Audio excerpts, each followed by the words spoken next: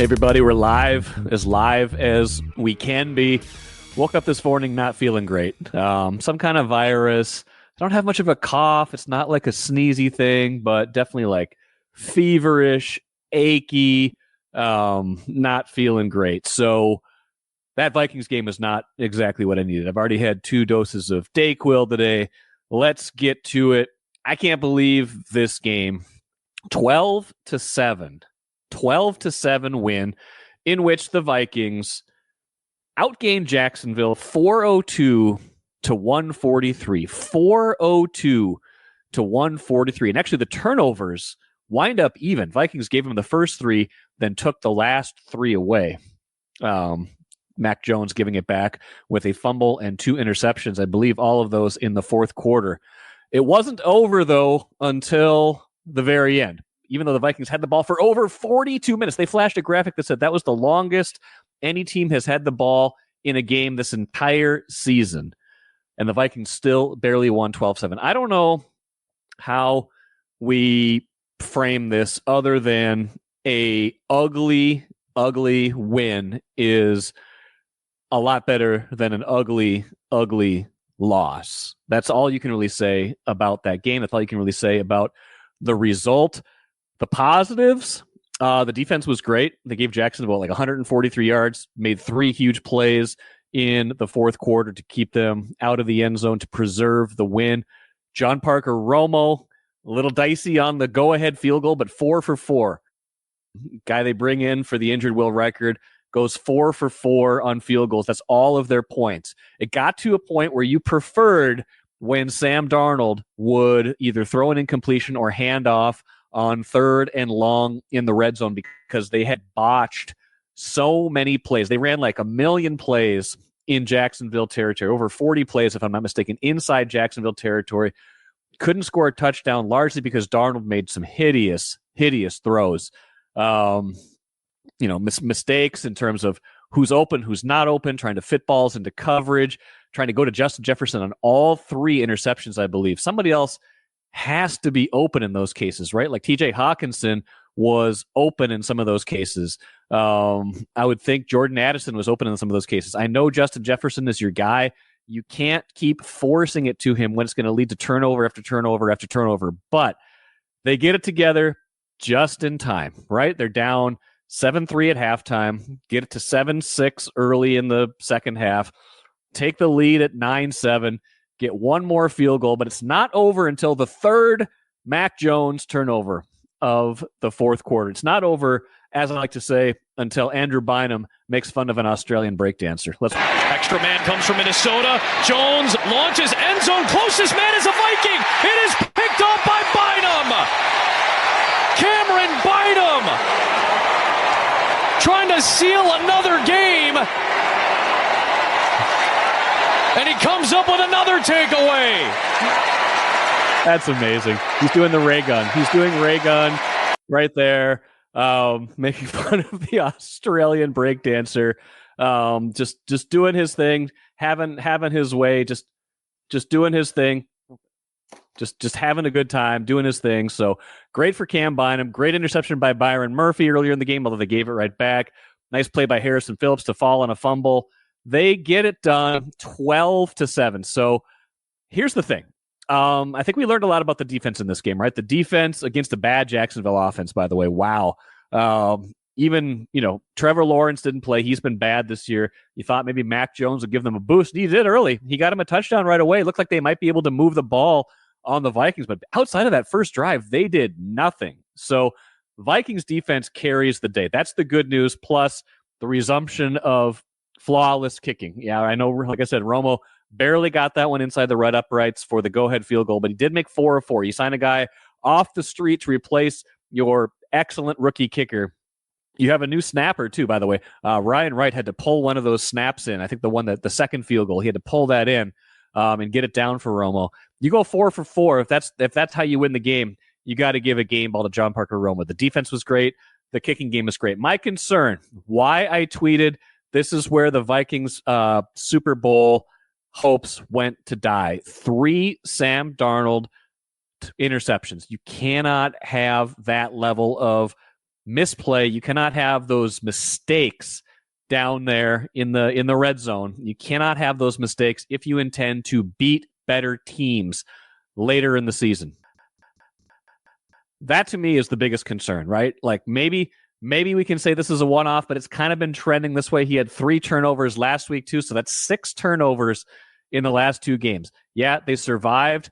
Last week they beat the Colts because Darnold made enough big-time throws to offset those 3 turnovers, the fumble and the 2 interceptions. This week they survived because the defense was just that good and their opponent was just that bad.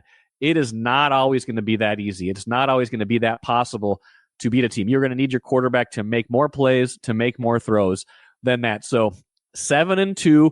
Yes, they keep pace with Detroit. Yes, they gain a game on the rest of the division. Packers are idle, so they're a game up on the Packers now. We'll see where this gets them. Big picture-wise, a win is a win. I can't imagine Kevin O'Connell feeling good about the way this went, feeling good about kind of the direction. I mean, once they got TJ Hawkinson back, you thought, okay, they've got all their playmakers. They've got everything. And yeah, they moved the ball over 400 yards. That's great. But they could not finish drives against a bad defense. I guess if there's a silver lining, Aaron Jones left with an injury but came back and finished the game. That was a good sign that he was able to come back in. Maybe not 100%, but he wanted to try to finish that game off. They ran for 169 yards. Ty Chandler gave them a little juice. Cam Akers gave them a little juice. They ran the ball pretty well. Hawkinson was a monster. 8 catches for 72 yards, had a bunch of third down catches. Justin Jefferson, a quiet day. 5 catches, 48 yards, and targeted on all 3 of those interceptions.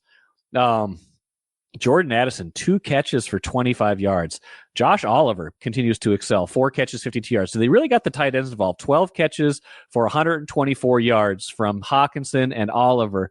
Not nearly as much for the wide receivers. More for Hawkinson and Oliver than all of the wide receivers combined. So this is really a defensive game. It was maybe more back to the defensive identity of this team that we saw at the start of the year.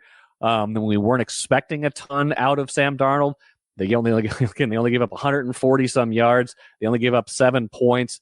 They're only on the field for like 18 minutes. They must have been fresh. They must have been feeling really good by the end of that game. But I just can't imagine feeling satisfied with that win. I'm going to be curious to see what Kevin O'Connell has to say here in a little bit, because I can't imagine he is going to be he's going to be thrilled with that. T. Gage says time of demonic procession. Yeah, I mean, it was time of possession. It was an excruciating win. That's how I put it on Twitter. An excruciating win. I had to watch that while kind of slogging through my day. Again, like you don't hear it in my voice probably. I just don't feel great. I'm sure it'll be fine to be on with Royce tomorrow. We'll still do a podcast Monday morning. We'll still talk through this game. We'll talk through another terrible game we had to suffer through yesterday, that Gophers-Rutgers game. Like Jacksonville's kind of like the Rutgers of the NFL, right? Like this is the Rutgers of the NFL. You're like, you can't lose to both of those teams in the same weekend. And thankfully, for the sake of the Vikings, they didn't. They did not ruin everybody's weekend to the degree where they lost to a bad Jacksonville team. But this was not the kind of game you want to get excited about. Not the kind of game you want to hang in any kind of gallery. I guess like last week was ugly. This week is ugly. They got to get Darnold fixed. I don't know what the answer is. J.J. McCarthy isn't walking through that door. He's hurt for the year. Your options beyond that are Nick Mullins, Rippon. Like it's the Sam Darnold show. And up to this point, like I said this on Access Vikings. Like I said I'm like 1 game away from saying Sam Darnold isn't having a good year. He's having a great year, and I got to walk that all the way back now. You got to walk that all the way back, because that was a game that was a true Sam Darnold regression game. That was a true Sam Darnold regression game.